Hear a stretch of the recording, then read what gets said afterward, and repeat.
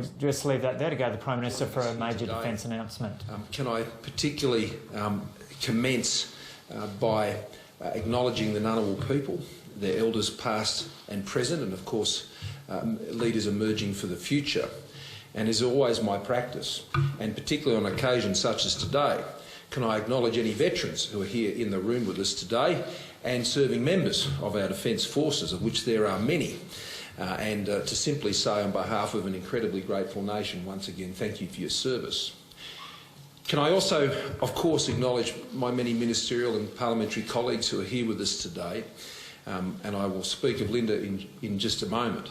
But to Ministers Hawke and Price, who are here with us, doing such a tremendous job in critical areas of our defence operations and in defence engagement, both in the building of that capability through Minister Price and rolling out the enormous commitments and the industry capability that is essential to achieve what we're speaking of today, but also to Minister Hawke, who has been leading our approach in the Pacific Step Up, bringing together not just the defence components of that, but the international development components of that, and bringing that into one strategic initiative that has seen our standing amongst our Pacific family rise to whole new levels that is so essential to what I'm setting out today. Senator Molan is here, of course, who's been a long-time friend and a consigliere on many matters regarding defence, border protection and many other things, Jim, and it's good to see you here today, and thank you for being here. Can I also acknowledge the Chief of the Defence Force, General Campbell, and Secretary Moriarty, and all of the defence leadership that is here today. Your skill, your experience, your integrity is so written into these documents and gives Minister Reynolds and I and the entire Cabinet and the National Security Committee of Cabinet great confidence in the advice that we receive, and that when we make decisions, we are making them on the best of possible advice and experience. And the leadership that you're showing across the services, together with your service chiefs represented here today, is exemplary. It really is a very strong period for our Defence Forces under your leadership. And that, of course, leads me to Minister Reynolds. Not only a serving reservist herself with deep engagement in matters of defence over her professional life, but she has brought a clarity to this portfolio. She has brought an accountability to this portfolio, which is absolutely essential. As Linda and I just this morning or last night, again reflecting on the depth of what is in these documents. There is, of course, the many more apparent elements of the strategy that we're outlining today, the hardware, the equipment, all of these sorts of things. And of course that draws significant public attention. But at the end of the day, that's not what makes it work. What makes it work are the people who drive it and the accountabilities that are placed upon the plans that we see here today. And that is what Linda, in particular, has driven so far in her time as Minister.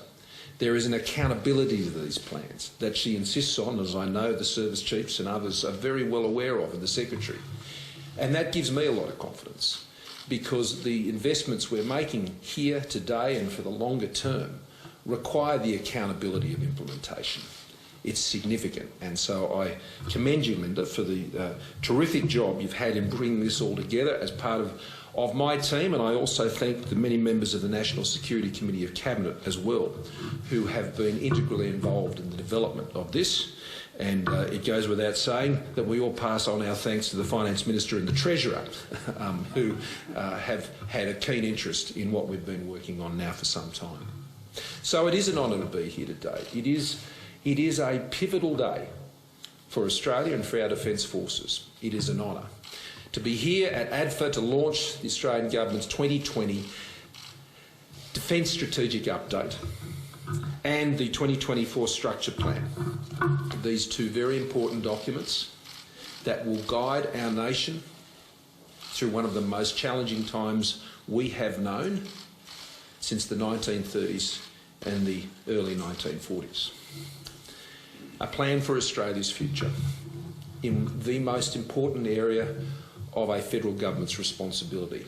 The cadets of the Australian Defence Force Academy, who would normally sit in this lecture theatre today, will be asked to confront many of the challenges that are set out here throughout the course of their careers. But more than that, to live up to the ideals and traditions of the ADF, serving and protecting Australia. And at times that work will be in accordance with plans already developed, and it will be also at other times responding quickly to the unexpected. Our times are a testament to that challenge. This year, the ADF has provided crucial support to Australians during our Black Summer bushfires. And now, as we respond to a once-in-a-century pandemic. Senator Zagelda, who is also here with us today, has been very familiar seeing that support here in his own home territory here in the ACT, and so often in his other responsibilities. At the height of the Operation Bushfire Assist, led by Major General Justin, Jake as he's known, Elwood, 6,500 ADF personnel provided support to state and territory fire and emergency services across our nation. It was a proud time for our Defence Forces, and in particular, the unprecedented compulsory call-out of 3,000 ADF reservists, who are proud at the best of times, but to be able to be serving as reservists in their own country at a time of great need. So many of them that I was able to meet around the country felt a great pride in being able to deliver that service. And I thank their employers once again for supporting them in their efforts. Then we went through, when we thought life was going to return to normal as the fires receded. Of course it didn't. The COVID-19 pandemic hit. And once again, the ADF has responded with Operation COVID-19 Assist. At its peak, it has involved around 2,200 personnel across Australia. In April, there was an outbreak of coronavirus in the Northwest Regional Hospital in Burnie, an outbreak that included staff across the hospital. The ADF responded with a 50-person deployment to assist the hospital. For 2 weeks, the ADF's medical professionals treated and supported more than 400 locals who entered the hospital's doors. This support was not just practical, but it was a great confidence booster at a time of great anxiety in northwestern Tasmania. And Premier Gutwin, to this day, continues to offer his thanks to the tremendous support provided by the ADF. Meanwhile, in Shepparton, engineering maintenance specialists from the Army Logistical Training Centre and the Joint Logistics Unit worked on lifting vital PPE capacity at the Medcon plant. And thanks to them, Medcon surgical face mask production now has an output capacity of 200 million masks per year. From contact tracing to quarantine support and isolation checking, the ADF has demonstrated again its capability, professionalism and adaptability.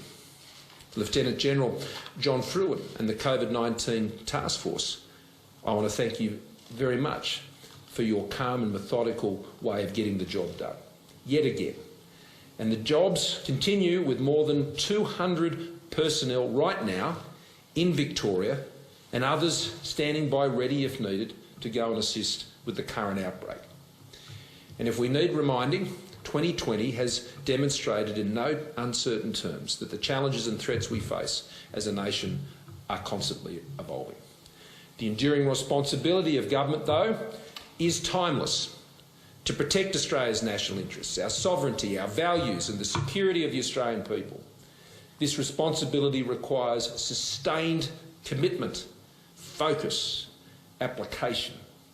It requires strong economic management to support the necessary investment, and it demands tough and difficult choices. As the Australian Strategic Policy Institute noted in the 2012-13 Defence Budget Brief, just prior to our government's 2013 election, the defence budget had fallen to 1.56% of GDP. That was the lowest level since 1938. Now, to illustrate the real-world implications of this, there were no major domestic naval shipbuilding projects commissioned in the 6 years that followed the end of the Howard government in 2007 and the decisions they made to acquire the Hobart-class air warfare destroyers and the Canberra-class LHDs. I want to assure the men and women of the ADF who inherit a proud tradition and carry it that our government, my government, will not repeat those mistakes of the past. We will ensure together that you are always properly supported as you face the challenges of today, tomorrow, and you carry out the decisions that we make, but you undertake on our behalf, on behalf of the Australian people. Despite the many pressures on the budget, and of course during this COVID-19 recession, they have only accelerated, I reaffirm today that our government's commitment is to properly fund defence with the certainty of a new 10-year funding model that goes beyond our achievement of reaching 2% of our economy, of GDP, this year. This simple truth is this: even as we stare down the COVID pandemic at home, we need to also prepare for a post-COVID world that is poorer, that is more dangerous, and that is more disorderly. We have been a favoured isle with many natural advantages for many decades. But we have not seen the conflation of global economic and strategic uncertainty now being experienced here in Australia, in our region, since the existential threat we faced when the global and regional order collapsed in the 1930s and 1940s. That is a sobering thought, and it's something I have reflected on quite a lot lately as we've considered the dire economic circumstances we face. That period of the 1930s has been something I have been revisiting on a very regular basis. And when you connect both the economic challenges and the global uncertainty, it can be very haunting, but not overwhelming. It requires a response. Now, we must face that reality, understanding that we have moved into a new and less benign strategic area, one in which the institutions of patterns of cooperation that have benefited our prosperity and security for decades are now under increasing, and I would suggest almost irreversible, strain. The Indo-Pacific is the epicentre of rising strategic competition. Our region will not only shape our future, increasingly though, it is the focus of the dominant global contest of our age. This is the setting for it. Tensions over territorial claims are rising across the Indo-Pacific region, as we have seen recently on the disputed border between India and China, in the South China Sea, and the East China Sea. The risk of miscalculation and even conflict is heightening. Regional military modernisation is occurring at an unprecedented rate. Capabilities and reach are expanding. Previous assumptions of enduring advantage and technological edge are no longer constants and cannot be relied upon. Coercive activities are rife. Disinformation and foreign interference have been enabled and accelerated by new and emerging technologies. And of course, terrorism hasn't gone away, and the evil ideologies that underpin it. And they remain a tenacious threat. State sovereignty is under pressure, as are rules and norms and the stability that these provide. Relations between China and the United States are fractious at best, as they compete for political, economic and technological supremacy. But it's important to acknowledge that they are not the only actors of consequence. The rest of the world and Australia are not just bystanders to this. It's not just China and the United States that will determine whether our region stays on path for free and open trade, investment and cooperation that has underpinned prosperity and stability, the people-to-people relationships that bind our region together.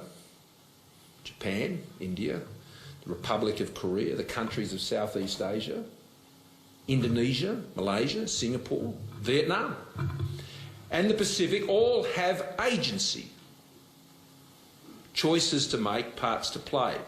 And of course, so does Australia.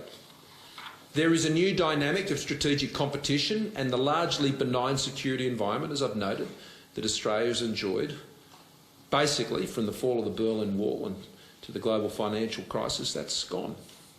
Since the government's 2016 Defence White Paper was released, we have witnessed an acceleration of the strategic trends that were already underway. The pandemic has accelerated and accentuated many of those trends. And that is why today I'm launching the 2020 Defence Strategic Update. It represents a significant pivot. It outlines the shifts and challenges I've foreshadowed and mentioned. It makes clear the strategic environment we face, and this clarity will guide Australia's actions. The update sees an evolution of strategic defence objectives in accord with our new strategic environment. The objectives outlined in the 2016 Defence White Paper saw an equal weighting across the three areas of Australia and its northern approaches, Southeast Asia and the Pacific, and operations and support of the rules-based global order. In this update, the government has directed Defence to prioritise, to make choices. ADF's geographical focus on our immediate region, the area ranging from the Northeast Indian Ocean through maritime and mainland Southeast Asia to Papua New Guinea and the Southwest Pacific. The government has set three new strategic objectives to guide all defence planning, including force structure, force generation, international engagement and operations. Know these: shape Australia's strategic environment, deter actions against Australia's interests, respond with credible military force when required. We must be alert to the full range of current and future threats, including ones in which Australia's security and sovereignty may be tested. These new policies will require force structure and capability adjustments.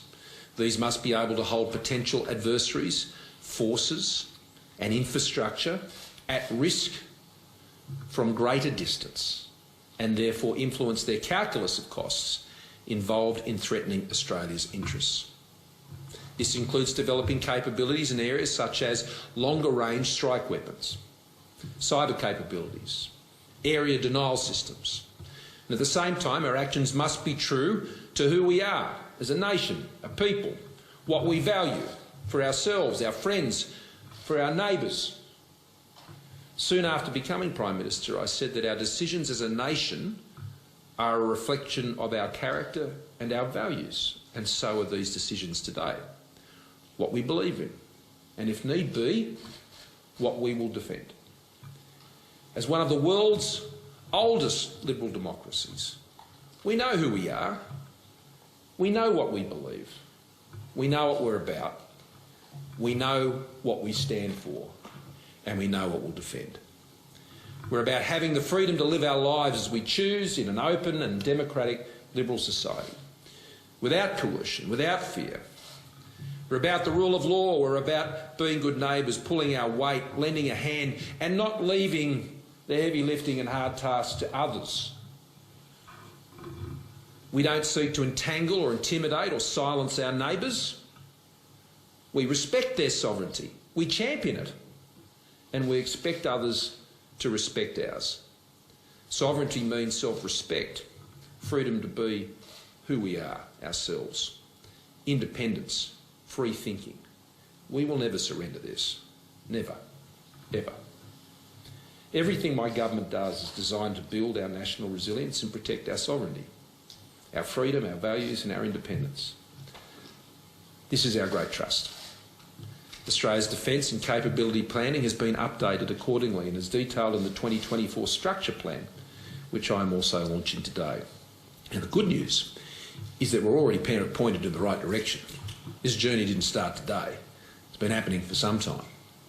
The government made a commitment to deliver a more potent, capable and agile ADF in the 2016 White Paper, and we went further than that.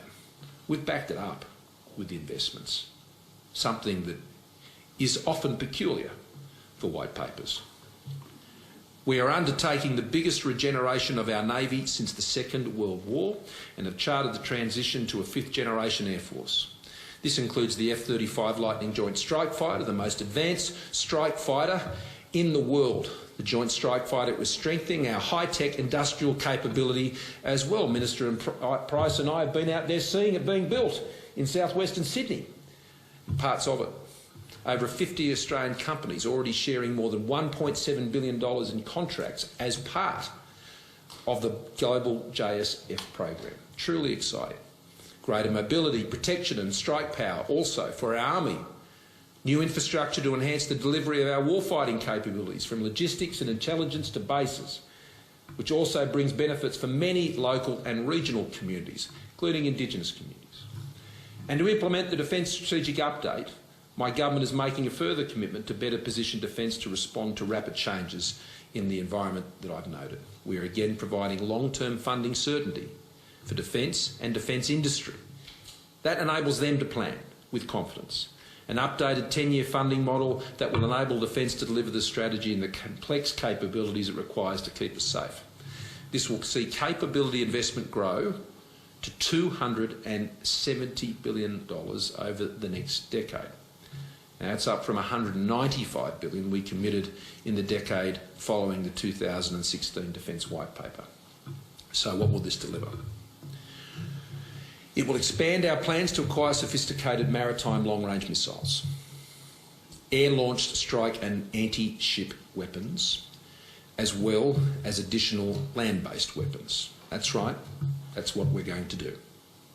We will also invest in more highly integrated and automated sensors and weapons, including potential development of hypersonic weapons systems.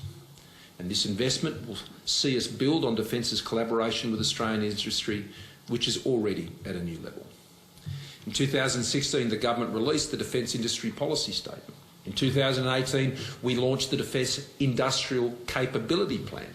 As I said, we're not starting here today. We've been long at this task. This was followed by the release of the Defence Policy for Industry Participation last year. These steps have all been about making sure we have a robust, resilient and innovative defence industrial base, a base that maximises Australian participation and supports highly skilled Australian jobs and local investment.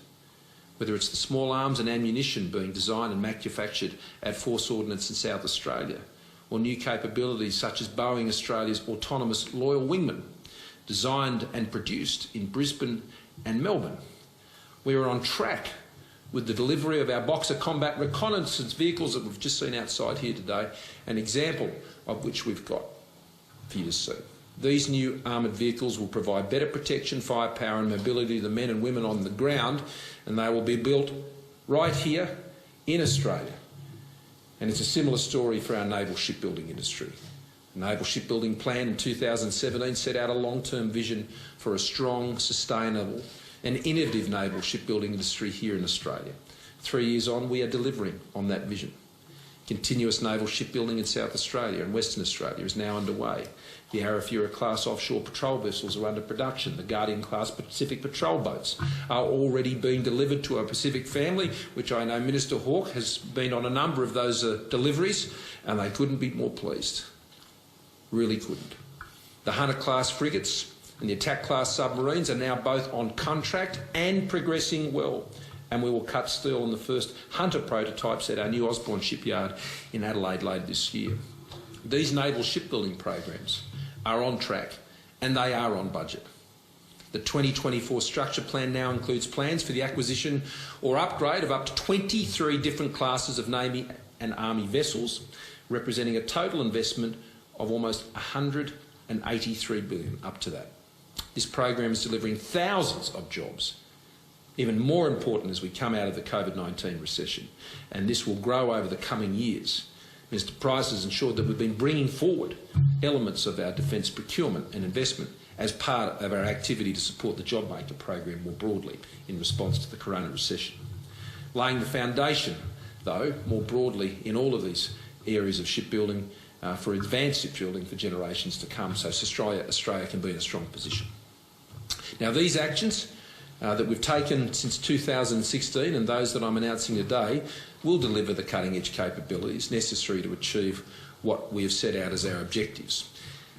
The first objective is to shape Australia's strategic environment. Now, the Indo-Pacific is where we live, and we want an open, sovereign Indo-Pacific, free from coercion and hegemony. We want a region where all countries, large and small, can engage freely with each other and guided by international rules and norms.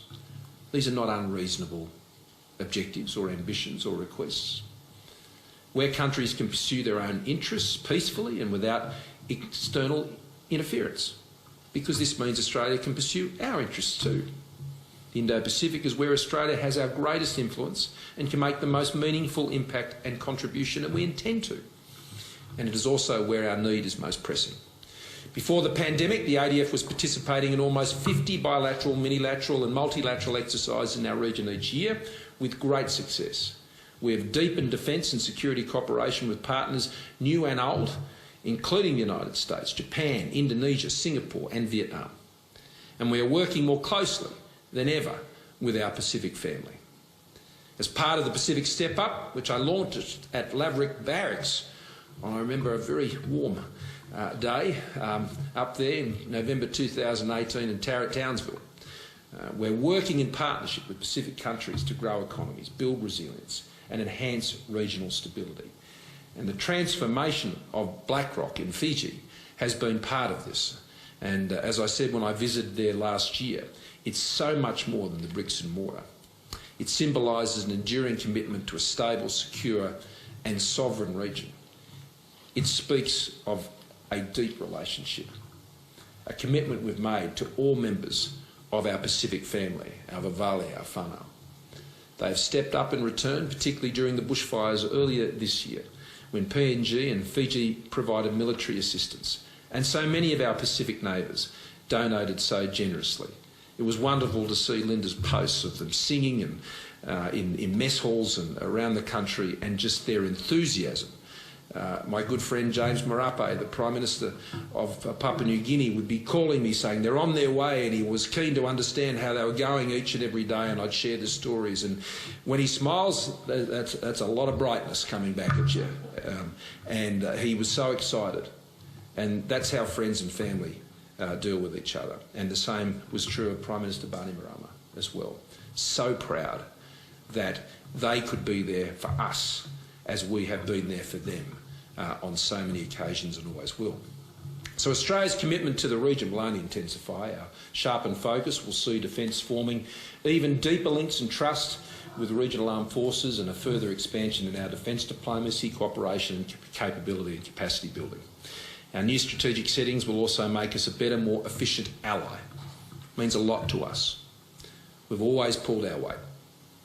We want to continue to do so as challenges increase. We remain prepared to make military contributions outside of our immediate region where it is in our national interest to do so, underscored, including in support of US-led coalitions, and where it matches the capability we have to offer, a capability built, as Minister Reynolds often reminds me, a capability built to deal with our objectives, and where that can be applied in other theatres for other purposes, then of course we show up. But we cannot allow such consideration of contingencies to drive our force structure to the detriment of ensuring we have credible capability to respond to any challenge in our immediate region. Our first job is always our first job. And it is in our region that we must be most capable in the military contributions we make to partnerships and to our ever closer alliance with the United States, which is the foundation of our defence policy. The security assurances, intelligence sharing and technological industrial cooperation we enjoy with the United States are and will remain critical to our national security. They are enduring. But if we are to be a better and more effective ally, we must be prepared to invest in our own security. Part of this means improving our awareness of what's happening in the region. And this will include expanding our world-leading Jindalee over-the-horizon radar network to provide wide area surveillance of Australia's eastern approaches and complementing the existing surveillance of our north and west. We will also increase our investment intelligence, undersea surveillance and cyber capabilities to enhance our situational awareness. The improved situational awareness provides the foundation for the second of our objectives, which is deterring actions against Australia's interests. Now, Australia has a highly effective, deployable and integrated military force of which we are so proud. But maintaining what is a highly capable but largely defensive force will not equip us to deter attacks against Australia or our sovereign interests in the challenging strategic environment we face. The ADF now needs stronger deterrence capabilities. Capabilities that can hold potential adversaries, their forces and critical infrastructure at risk from a distance, thereby deterring an attack on Australia and helping to prevent war. Of course, we can't match all the capabilities in our region. That's not the point of what we're announcing today. That is why we need to ensure our deterrence capabilities play to our strengths. Australia will invest in longer-range strike weapons, cyber capabilities and area denial. As mentioned, we're expanding our plans to acquire long-range maritime and land strike capabilities and to invest in more highly integrated sensors and weapons. We will increase the Australian Defence Force's ability to influence and deny operations directed against our interests. The threshold of traditional armed conflict in what experts call the grey zone, which is becoming ever-present and ever-expanding. This will involve boosting Defence's special operations, intelligence and offensive cyber capabilities, as well as its presence operations, capacity building efforts and engagement activities. $15 billion investment in cyber and information warfare capabilities says a lot about where the world is at and where the threats are coming from. And it will range across all key touch points of capability: people, platforms, technology, research. Our investments in these capabilities will enable Defence to more effectively counter cyber attacks on Australia, on Defence and our deployed forces. And this will be part of my government's broader investment in Australia's cyber defence's resources and capabilities. It's no secret, nor have we sought to make it one, that the cyber threat landscape is evolving rapidly. And soon we will announce as a government our new cyber security strategy, building on our 2016 strategy and its $230 million investment and incorporating our $156 million cyber security commitment from last year. It will include funding of $1.35 billion over the next decade to enhance the cyber security capabilities and assistance provided to Australians through the Australian Signals Directorate, represented here today, and of course also the Australian Cyber Security Centre. The focus will extend well beyond defence capabilities, with, for example, over $31 million devoted to enhancing the ability of the ASD to disrupt cybercrime offshore, taking the fight to foreign criminals that seek to target Australians, and providing assistance to federal, state and territory law enforcement agencies. Over $12 million will go towards new strategic mitigations and active disruption options, enabling ASD and Australia's major telecommunications providers to prevent malicious cyber activity from reaching millions of Australians. And I want to thank Australian industry, Australian businesses, for the response to my statement of several weeks ago, where we alerted them to the increasing nature of cyber activity in Australia. And I'm advised by ASD the response from the business community has been extremely strong, as well as from state and territory and local governments. We appreciate that. We'd encourage you to continue to engage. You are joined in this great effort with us. Now, the third objective of our defence strategy update is ensuring Australia can respond to threats with credible military force when required. The strategic environment and the heightened risk of miscalculation in the region makes this a necessity. There's much more tension in the cord these days. We need an ADF that is ready now, but is also future ready. And this means streamlining our capability development and acquisition processes, as well as bolstering supply chain security, heightened by what we've seen during the COVID-19 pandemic. Because responding credibly to threats doesn't simply come down to the ADF.